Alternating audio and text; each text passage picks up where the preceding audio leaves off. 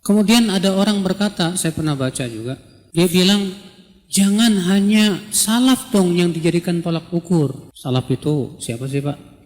Salaf itu ingat ya, saya mau tekankan salaf itu adalah Rasulullah, para sahabat, para tabi'in dan para tabi'ut.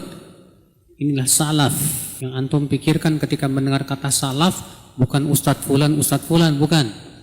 Salaf artinya Rasulullah dan para sahabatnya dan 3 generasi yang utama, itu salaf.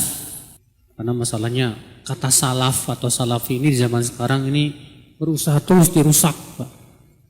Dirusak. Nah, ada orang berkata begitu, jangan cuma salaf saja yang jadi tolak ukur.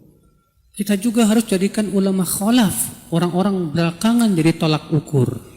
Kita katakan, Pak, kita menjadikan para salaf sebagai tolak ukur karena ada dalilnya jelas. Dalilnya dari Al-Quran ada. Itu tadi sudah kita bacakan, surat apa itu?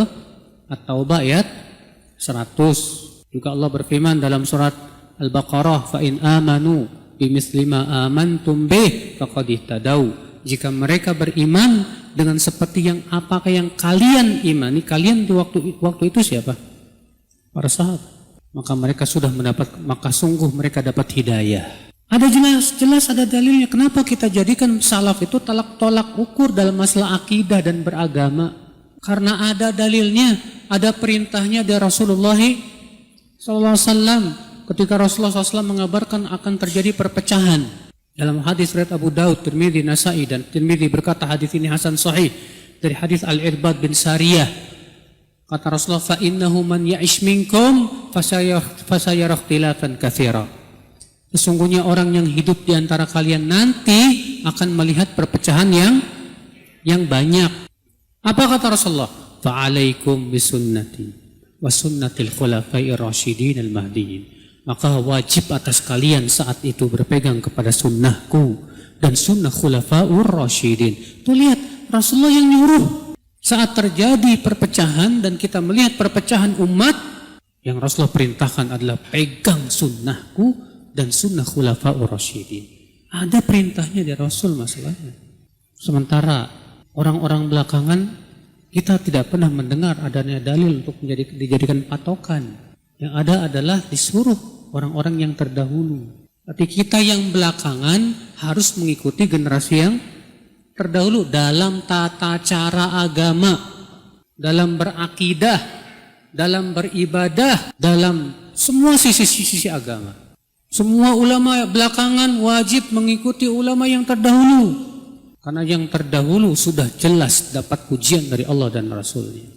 Mana yang lebih kita ridhai, Pak? Mengikuti generasi yang sudah jelas-jelas dipuji oleh Allah dan Rasulnya, atau mengikuti generasi belakangan yang gak ada pujian dari Allah dan Rasulnya? Tentu kita lebih aman dong mengikuti yang sudah dinyatakan oleh Allah dan Rasulnya itu sebagai generasi terbaik. Aman kita.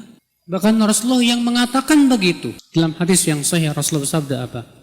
An-nujum amanatun lis-sama, fa idza dhahabatin nujum atatis sama ma tu'ad. Bintang itu keamanan untuk langit, kata Rasulullah.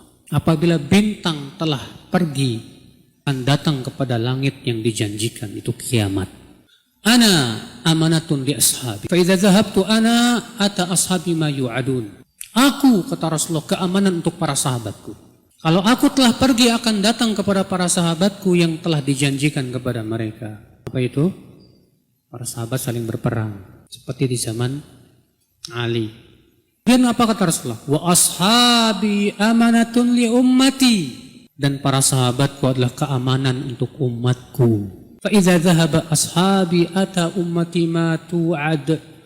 Apabila telah pergi para sahabatku, akan datanglah kepada umatku yang dijanjikan. Kata Imam Nawawi ketika mensyarah hadis ini, yang dijanjikan itu berupa perpecahan, peperangan sesama kaum muslimin. Munculnya pemikiran-pemikiran yang menyesatkan. Ternyata Rasulullah tegas mengatakan dalam hadis itu, Pak, bahwa para sahabat keamanan untuk umat Islam. Bagaimana kita tidak merasa aman?